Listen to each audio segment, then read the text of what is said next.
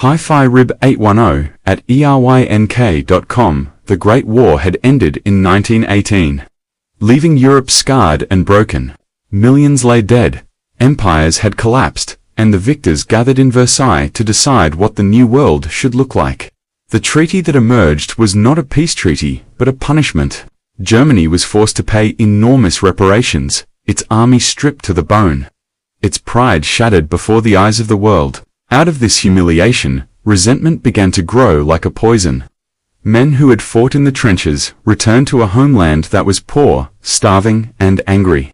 They felt betrayed not only by their enemies but by their own leaders who had signed away their dignity. It was in this soil of bitterness that the seeds of betrayal first took root. Secret meetings took place in the smoke-filled backrooms of Berlin and Munich. Groups of veterans swore that Germany had not lost the war on the battlefield, but had been stabbed in the back by traitors, Jews, and communists within. The myth of betrayal became a powerful weapon, and soon it gave rise to a man who knew how to turn anger into loyalty. His name was Adolf Hitler. Hitler was no ordinary man.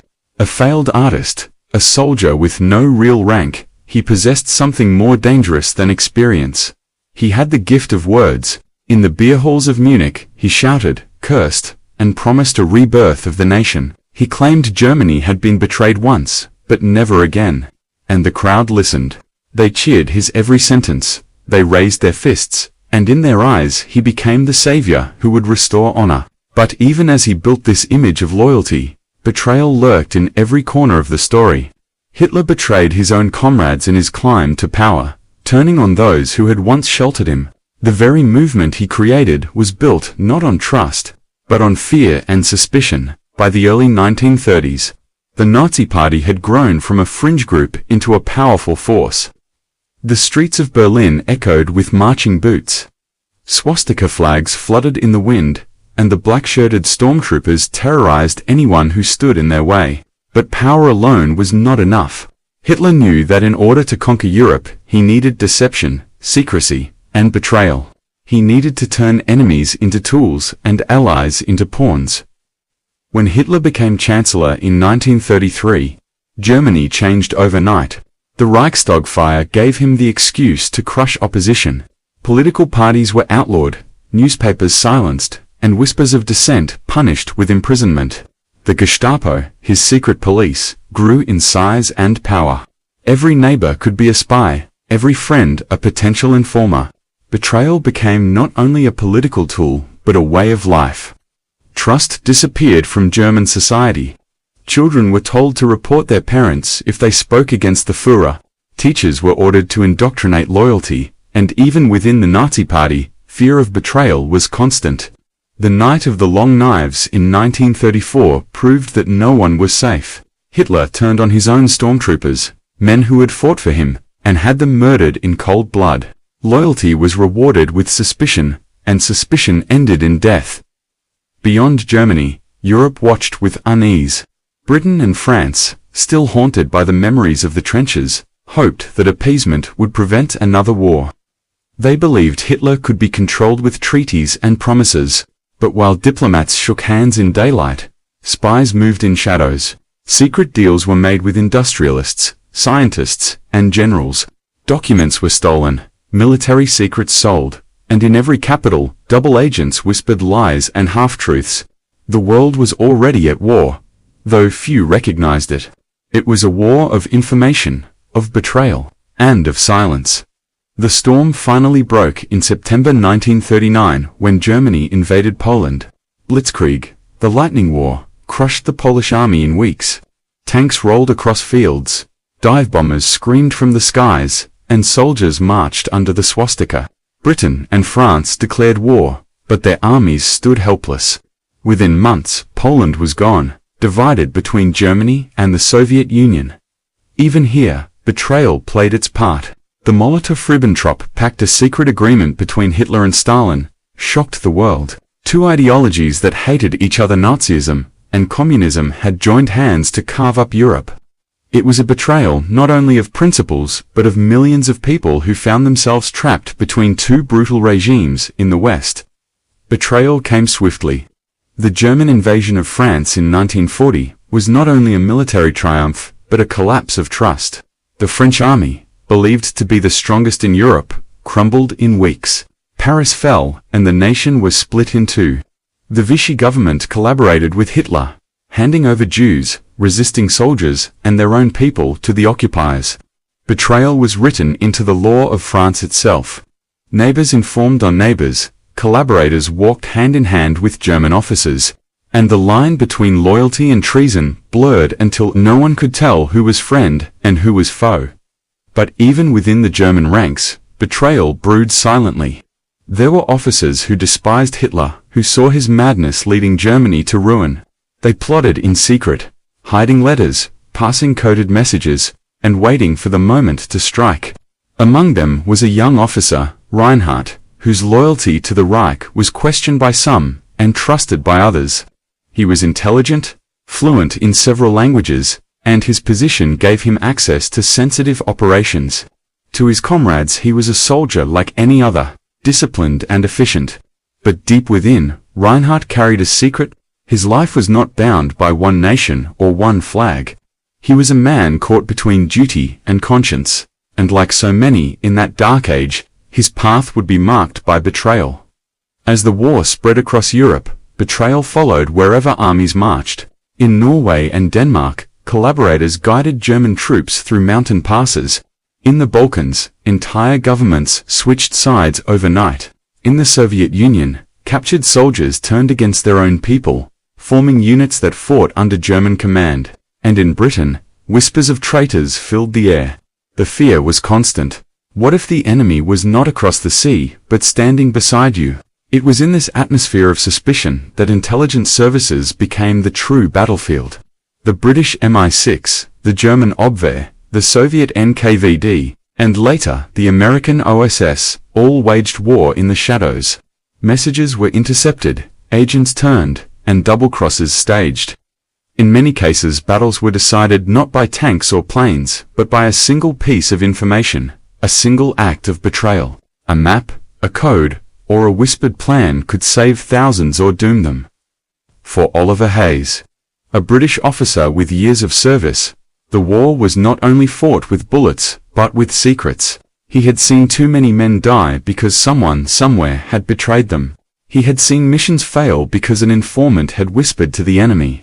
And yet, he continued to serve, believing that the fight was worth it. But soon, Oliver would find himself face to face with betrayal in its most personal form. And it would come not from an enemy across the battlefield, but from a man who marched beside him. By the summer of 1940, Europe was burning. Germany had swept across Poland, Denmark, Norway, the Low Countries, and France with terrifying speed. What had taken years in the First World War had taken mere months this time. Blitzkrieg had changed everything. The German army, disciplined, ruthless, and equipped with modern tanks and aircraft, seemed unstoppable.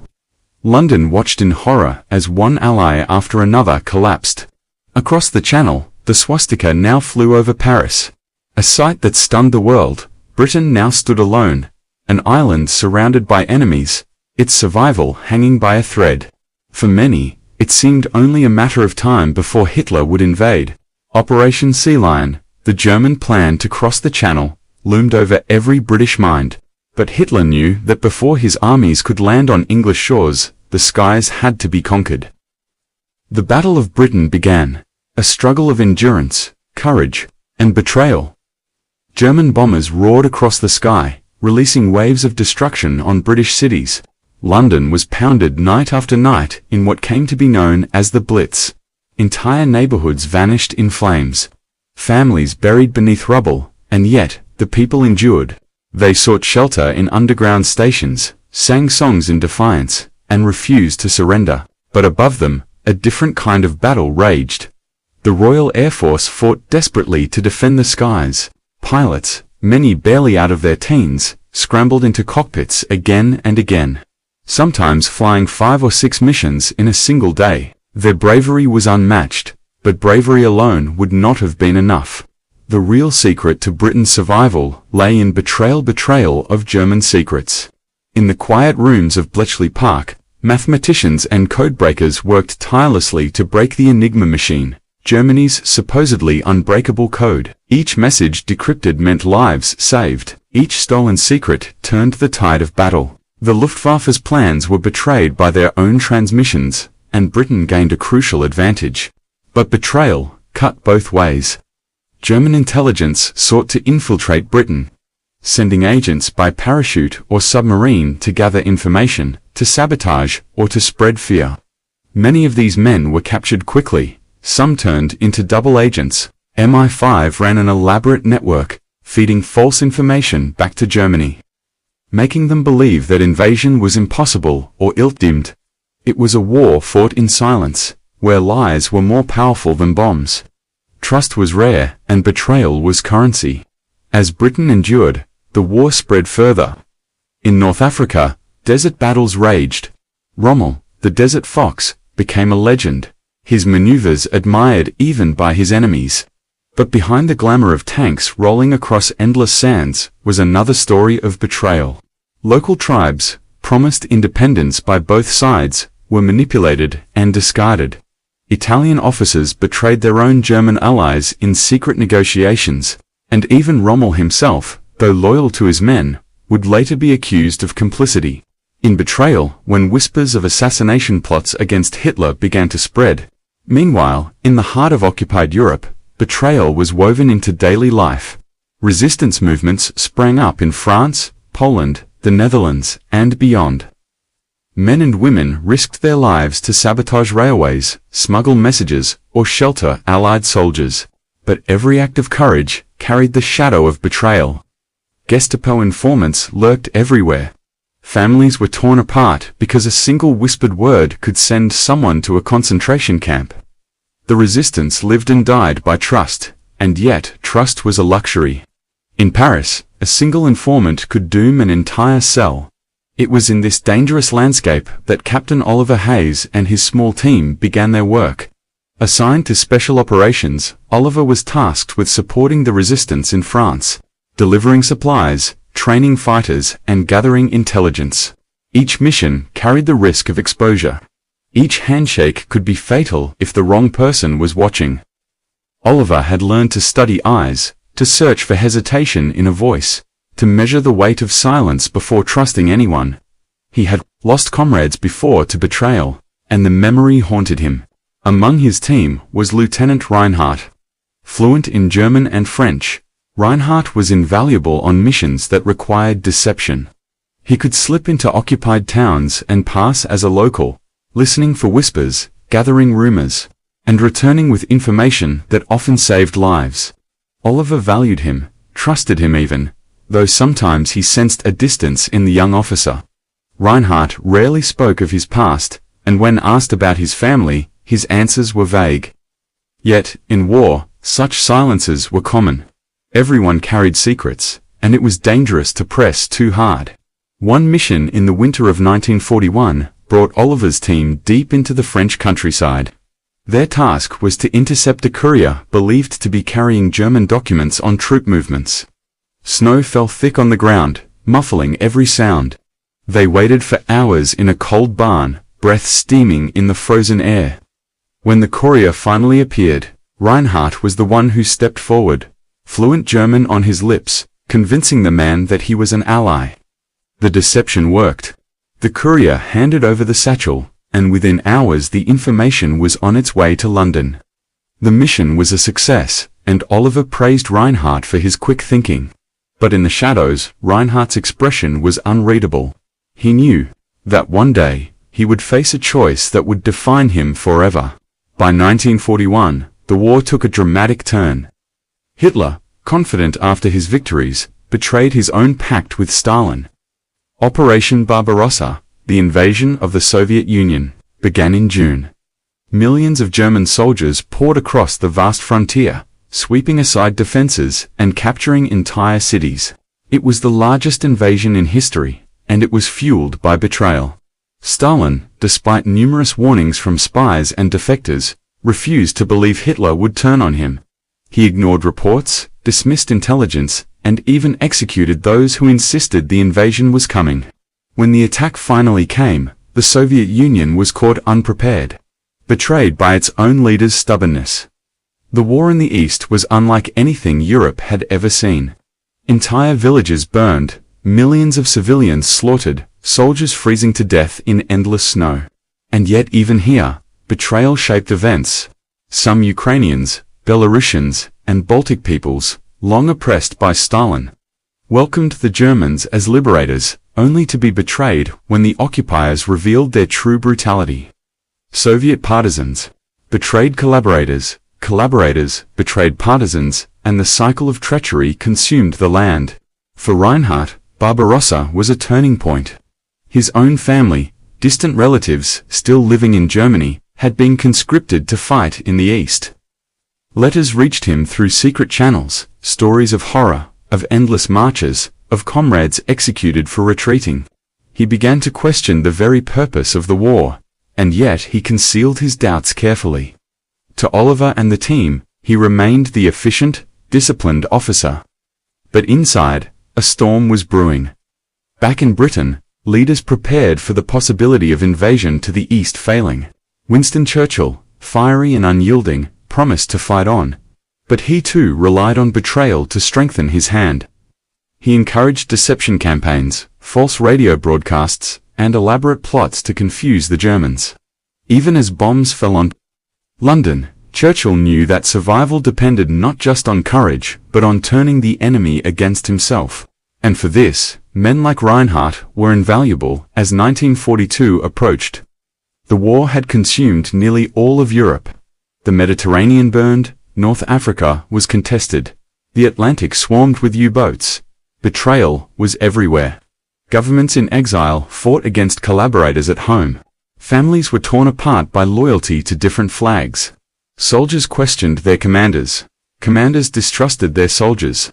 And in the heart of it all, men like Oliver Hayes and Reinhardt fought missions where the line between friend and traitor was as thin as a whisper. Oliver believed in his cause, though he had seen too many lies. Reinhardt, however, carried a heavier burden. He lived each day in the knowledge that his loyalty was divided, that one day he would have to betray either his comrades or his conscience.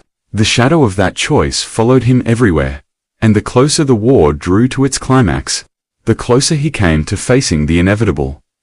The summer of 1942 was drenched in blood. On the Eastern Front, the largest armies the world had ever seen clashed in battles that defied imagination. Germany's invasion of the Soviet Union had begun with lightning speed. But the vastness of the land, the ferocity of the defenders, and the brutality of the winter turned the campaign into a nightmare.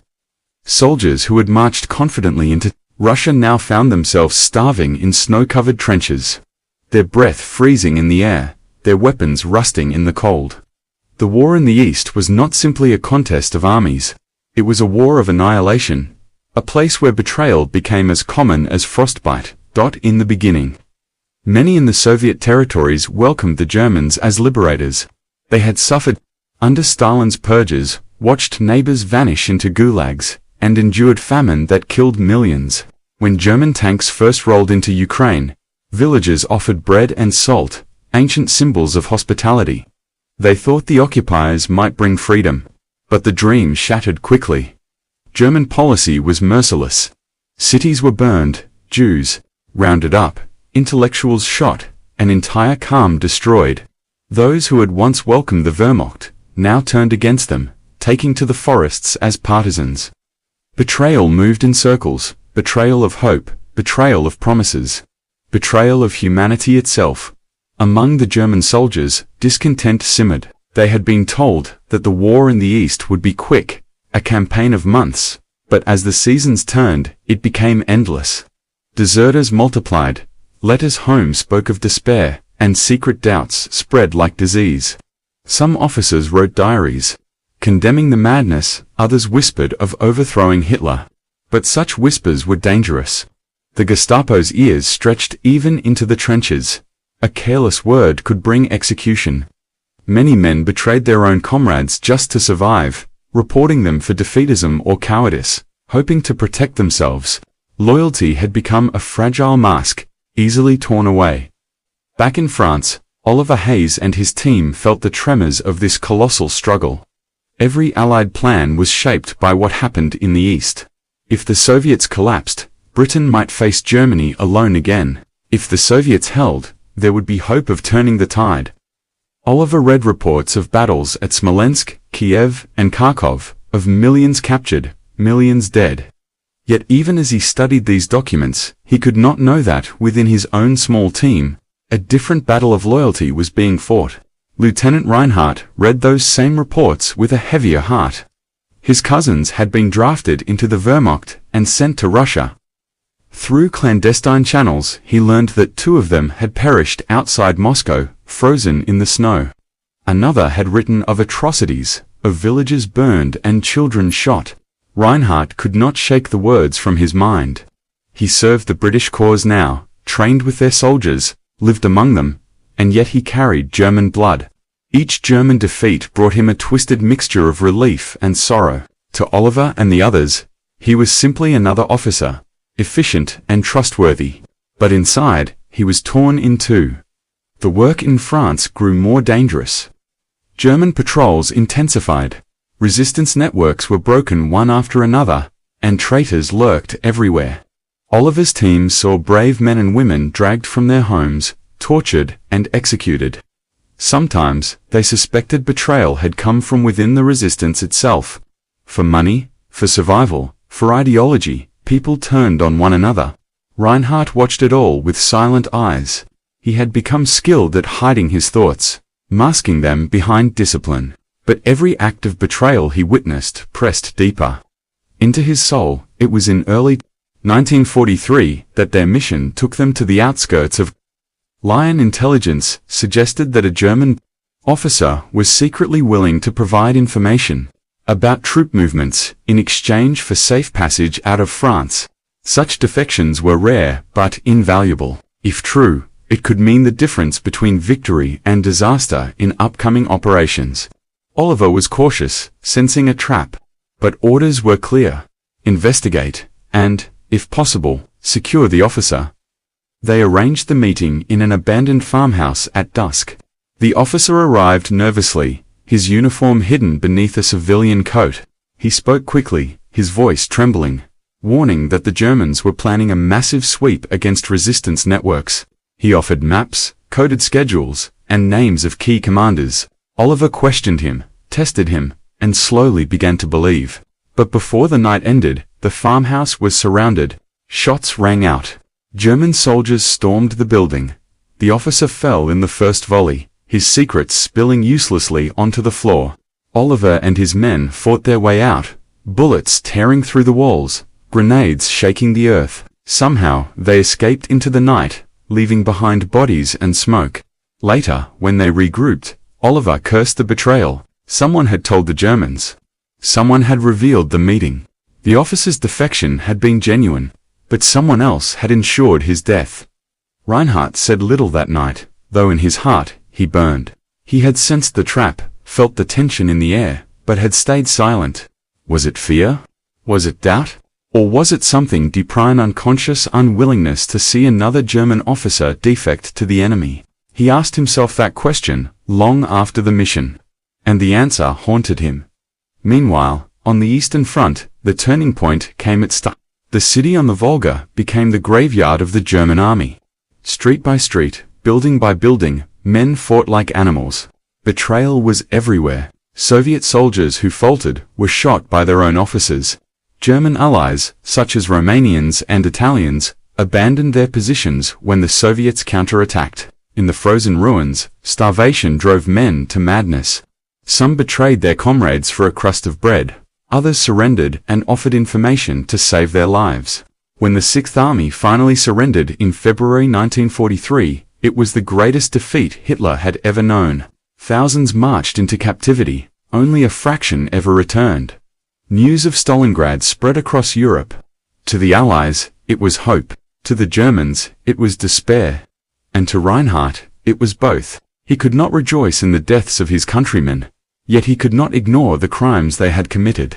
He felt as though his very soul was divided. One half pulled toward loyalty to his comrades, the other toward loyalty to a greater justice.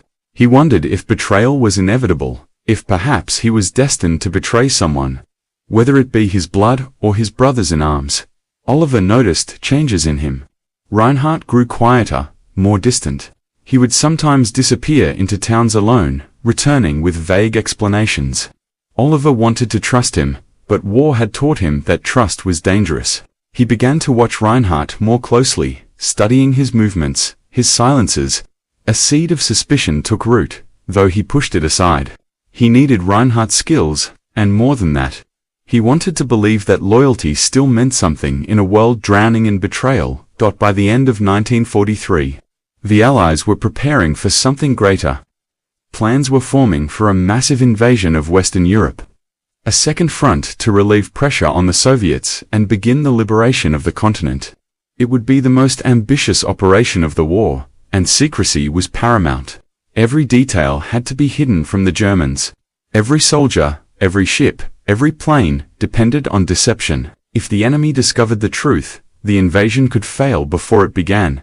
It was here that betrayal reached its sharpest edge. The Allies launched Operation Bodyguard, a web of lies designed to convince the Germans that the invasion would land in places like Norway or Pas-de-Calais, anywhere but Normandy. Double agents fed false reports. Fake armies were created with inflatable tanks and wooden planes. And even radio transmissions were staged to mislead German intelligence. It was a masterpiece of deception. But for all the success, there was one danger that could undo everything. A single man in the wrong place. A single betrayal from within. Oliver's team was drawn deeper into this web. Their missions shifted toward gathering intelligence on coastal defenses, contacting resistance groups, and preparing sabotage operations. Every day the risk grew. Every night they feared discovery. And all the while, Reinhardt's inner struggle tightened around him like a noose. He knew that soon he would have to choose. And when he did, the betrayal would not be of strangers. It would be of the very men who trusted him with their lives. By the dawn of 1944, Europe was exhausted, but still burning. Entire cities lay in ruins, millions were displaced, and yet the war raged on with no end in sight. Hitler's Reich still stretched from the beaches of France to the steppes of Russia, but cracks were widening. The defeats at Stalingrad and Kursk had shattered the myth of invincibility. In Italy, the Allies had forced a bloody entry, pushing north through mountains and valleys. In the skies above Germany, Allied bombers reduced cities to ashes. Night after night, turning Dresden, Hamburg, and Cologne into infernos. But the true blow, the decisive strike, was yet to come. That blow would fall in France, across the waters of the English Channel. Everywhere, people whispered about it. German commanders suspected it. Civilians guessed at it. Resistance fighters prayed for it. The Allies were coming back to France. The only question was when and where. Operation Overlord, the code name for the Great Invasion, was the most closely guarded secret of the war. Thousands of men worked in silence, planning every detail, while millions prepared in Britain for the crossing. But secrecy came with its own dangers. The Germans were desperate to learn the invasion's location, and their spies were everywhere. Double agents played their games, some loyal to the Allies, some still sending scraps of truth to the Reich. The smallest betrayal could unravel years of planning. Oliver Hayes and his small team were now at the center of this storm. Based in London but moving often into occupied France, they became part of the Great Deception. They helped resistance cells prepare for sabotage, blowing up rail lines, cutting telephone wires, ambushing convoys. Each action would matter on the day of the invasion, slowing German reinforcements and sowing chaos. Yet with each mission, the stakes grew higher, and the shadow of betrayal loomed closer. Lieutenant Reinhardt felt the pressure more than anyone. He had lived with divided loyalties since the beginning, but now the weight of his choices became unbearable. He read reports that the Allies might land in Normandy, but he also knew the Germans expected Calais. Every word he spoke, every silence he kept, became a decision. Deep within, he still carried the burden of blood. German family fighting for Hitler, British comrades fighting against him. Betrayal was no longer an idea. It was a destiny pressing closer with each passing day. In March 1944, Oliver led the team on a mission to sabotage a rail line near Rouen. The night was cold, the moon hidden by clouds.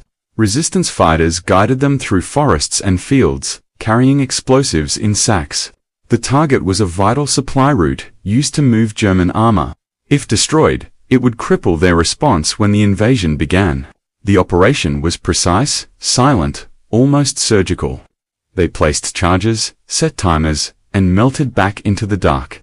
The explosion tore through the rails just as a German supply train approached, derailing carriages in a shower of sparks. It was a success. But success always came with a price. By dawn, the Gestapo was already on the hunt. Villages were searched, hostages taken, men shot in reprisal. Reinhardt watched it all from the shadows, his jaw tight. He had helped plant the charges, yet part of him wondered how many innocents would now pay the price. He felt Oliver's eyes on him, sharp and searching. For a brief moment, their gazes locked, and Reinhardt sensed suspicion there. Did Oliver know? Did he guess the conflict that raged inside him? Reinhardt said nothing, only tightened the straps of his pack and walked on. Back in London, preparations intensified. Maps covered walls, pins marked targets, and secrecy was absolute.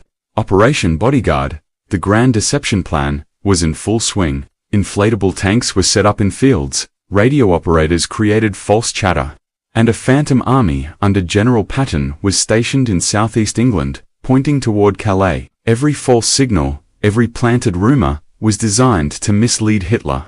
And it worked. German intelligence remained convinced that the invasion would come at Calais, the narrowest point of the Channel. Normandy was barely defended compared to the northern coast, but the deception was fragile. If even one man revealed the truth, if even one betrayal pierced the veil, all would be lost. Oliver drilled this into his men daily. Trust no one. Speak to no one. Even friends could be enemies in disguise. He repeated it like a prayer, yet even as he spoke the words, betrayal was already among them. Reinhardt had been approached weeks earlier by a contact in occupied France, a man who claimed to be a distant cousin.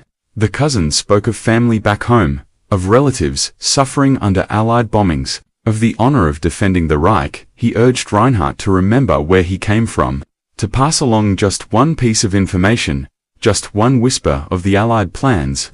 The cousin promised that by doing so, Reinhardt could save countless German lives. At first, Reinhardt refused. He told himself he was loyal to his unit, to Oliver, to the cause he now served. But at night, the cousin's words gnawed at him. Could he truly stand by and let thousands of his countrymen march into slaughter at Normandy? Was loyalty to Britain worth the price of betraying his blood? He wrestled with the questions in silence, unable to share them with anyone. Each mission deepened his torment. Each act of sabotage made him feel like a knife turned against his own people. The moment of decision came in May 1944. Oliver's team received intelligence about German troop movements near Caen, right in the heart of Normandy. The reports confirmed that defenses there were weaker than elsewhere. This was the invasion point, Reinhardt realized. The secret he had feared, the truth that could decide the war, was now in his hands. That night, in the dim glow of a safe house lamp, Reinhardt stared at the coded papers. His hand trembled. With a single step, a single message, he could betray the Allies and save his countrymen from the slaughter that was surely coming. Or he could remain silent, betray his blood, and watch his homeland be torn apart. Betrayal was no longer a choice between right and wrong. It was a choice between two different kinds of damnation. Oliver sensed something was wrong. He saw the look in Reinhardt's eyes, the way he lingered too long over the documents, the tension in his movements. Quietly, Oliver began to test him. He asked casual questions, slipped false details into conversation, watched carefully for reactions. Reinhardt played his part well, but Oliver had lived too long in shadows to be easily deceived. His suspicion grew, though without proof he could do nothing. In early June, the order finally came. The invasion was set. The largest armada in history, prepared to cross the Channel. Tens of thousands of men boarded ships, planes roared overhead, and every Allied agent in France braced for the storm. Oliver's team was tasked with cutting communications on D-Day itself, severing German lines between Caen and Paris. It was dangerous, vital work. Failure could mean disaster. On the night of June 5th, they moved into position. The air was thick with anticipation, every man aware that history was about to be written. Reinhardt walked with the others, his face a mask, but inside, he was torn apart. In his pocket lay a small slip of paper, coded words ready to send through a contact to the Germans. If delivered, the message would reveal the truth. The Allies were coming to Normandy. As they waited in silence, the distant drone of planes filled the sky. Paratroopers began to descend, thousands of them, dark shapes, drifting down like ghosts. The invasion had begun. Reinhardt clenched the paper in his fist, sweat dripping down his temple. This was the moment. Betrayal stood before him, demanding a decision. He could save his homeland, or he could stay loyal to the men beside him. Either way, he would destroy a part of himself. The night of June 5, 1944, was unlike any other in history. Across the English Channel, the waters churned under the weight of the largest invasion fleet the world had ever seen. More than 5,000 ships waited in silence, carrying men, tanks, guns, and hope. Above them, waves of aircraft filled the sky, dropping paratroopers behind enemy lines. It was the beginning of Operation Overlord. The liberation of Europe had begun. In the shadows of northern France, Oliver Hayes and his team prepared for their part in the great gamble. Their mission was simple in words but deadly in practice. Sever German communications between Caen and Paris. If the Germans could not coordinate, their counterattacks would falter. Success could mean the survival of the entire invasion. Failure could mean disaster for tens of thousands of men storming the beaches. Oliver checked his weapons, his explosives, his maps. He looked at each member of his team, reading their faces by the faint glow of a lantern. He trusted them with his life. Yet, in one face, Lieutenant Reinhardt saw something he could not name. Doubt, fear, or something darker. He pushed the thought aside. There was no time for suspicion now. As dawn broke on June 6th, the horizon erupted. The thunder of naval guns shook the earth, waves of landing craft surged toward the beaches, and the sky burned with fire. Normandy had become the center of the world. German defenders fought fiercely, mowing down men as they leapt from boats, but still the Allies pressed on. Blood stained the sand, bodies floated in the surf, yet the tide of men could not be stopped. Slowly, painfully, they carved a foothold. The invasion was real. Europe had a chance at freedom again. Miles inland, Oliver's team moved silently through hedgerows and fields. They carried explosives to target key telephone lines and switching stations. German patrols prowled everywhere, searching for saboteurs, but the team moved with precision. Reinhardt walked among them, silent, his hand brushing the folded slip of paper in his pocket. It was still there, the message that could doom it all.